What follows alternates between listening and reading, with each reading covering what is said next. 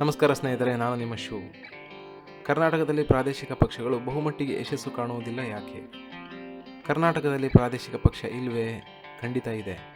ಬೆಂಗಳೂರು ನವ ನಿರ್ಮಾಣ ಪಕ್ಷ, ಬಡವರ, ರೈತರ, ಶ್ರಮಿಕರ ಕಾಂಗ್ರೆಸ್ ಪಕ್ಷ, ಕರ್ನಾಟಕ ಜನತಾ ಪಾರ್ಟಿ, ಸರ್ವೋದಯ ಕರ್ನಾಟಕ ಪಕ್ಷ, ಕನ್ನಡ ಚಳುವಳಿಯ ವಾಟಾಳ್ ಪಕ್ಷ, ಉತ್ತಮ ಪ್ರಜಾಕೀಯ ಪಕ್ಷ ಮತ್ತು ಸಕ್ರಿಯ ಸಂಘಟನೆಗಳು ನೋಡುವುದಾದರೆ ಕರ್ನಾಟಕ ರಾಷ್ಟ್ರ ಸಮಿತಿ, ಕನ್ನಡ ಪಕ್ಷ ಮತ್ತು ಕರ್ನಾಟಕ ಪ್ರದೇಶ ರೈತ ಸಂಘಗಳು ಇವೆಲ್ಲದಕ್ಕೂ ಒಂದೇ ಮುಂದೆ ಎನ್ನುವಂತೆ JDS ಜನತಾ ದಳ ಸೆಕ್ಯುಲರ್ ಕರ್ನಾಟಕದಲ್ಲಿದೆ. ಇದನ್ನು ಬಿಟ್ಟರೆ ಇನ್ನೊಂದು ಪ್ರಾದೇಶಿಕ ಪಕ್ಷ ಕರ್ನಾಟಕದಲ್ಲಿ ಇಲ್ಲವೇ ಇಲ್ಲ. ಕರ್ನಾಟಕದಲ್ಲಿ ಪ್ರಾದೇಶಿಕ ಪಕ್ಷವಾಗಿ JDS ಕುಟುಂಬಕ್ಕೆ ಮಾತ್ರ ಸೀಮಿತವಾಗಿದೆ ಎನ್ನುವ ಭಾವನೆ ಜನಸಾಮಾನ್ಯರಲ್ಲಿದೆ. ಆದಾಗಿಯೂ ಕೂಡ ಸರ್ಕಾರ ರಚನೆ ಮಾಡುವಲ್ಲಿ ಹಲವು ಬಾರಿ ತನ್ನ ಸಾಮರ್ಥ್ಯವನ್ನು ಸಾಬೀತುಪಡಿಸಿದೆ JDS.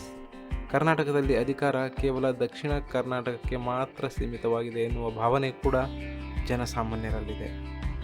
ಆದರೆ ಭಾಷೆ, ನಾಡು, ನೆಲ, ಜಲ, ಅಸ್ಮಿತೆ ಕಾಪಾಡಿಕೊಳ್ಳುವಲ್ಲಿ ಸದಾ ಮುಂದೆ ಇರುವ ತಮಿಳುನಾಡಿನಲ್ಲಿ ಹೆಚ್ಚು ಪ್ರಾದೇಶಿಕ ಪಕ್ಷಗಳಿವೆ. ಈ ಪ್ರಾದೇಶಿಕ ಪಕ್ಷಗಳು ಹೇಗೆ ಕೆಲಸ ಮಾಡುತ್ತವೆ ಎಂದರೆ, ಉತ್ತರ ಭಾರತದ ಒಂದೇ ಒಂದು ಪಕ್ಷವೂ ಕೂಡ ತಮಿಳುನಾಡಿನಲ್ಲಿ ಒಂದು ಬಾರಿಯೂ ಕೂಡ ಸರ್ಕಾರ ರಚನೆ ಮಾಡಲಾಗಿಲ್ಲ.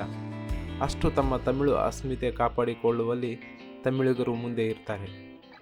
ಇಷ್ಟು ವರ್ಷ DMK, AIADMK ಪ್ರಾದೇಶಿಕ ಪಕ್ಷಗಳಿಗೆ ಸರ್ಕಾರ ರಚಿಸುವ ಅವಕಾಶ ನೀಡಿ ಈ ಬಾರಿ ಹೊಸ ಪ್ರಾದೇಶಿಕ ಪಕ್ಷವಾದ ತಮಿಳು ವೆಟ್ರ್ ಕಳಂಗಂ ಪಕ್ಷಕ್ಕೆ ಅಧಿಕಾರ ನೀಡಿದ್ದಾರೆ ತಮಿಳಿಗರು. ಇದು ವಿಜಯ್ ಜೋಸೆಫ್ ಇವರ ಪಕ್ಷವಾಗಿದೆ. ಈ ಪಕ್ಷದಲ್ಲಿಯೇ ವಿಜಯ್ ಇಂದು CM ಆಗಿದ್ದಾರೆ.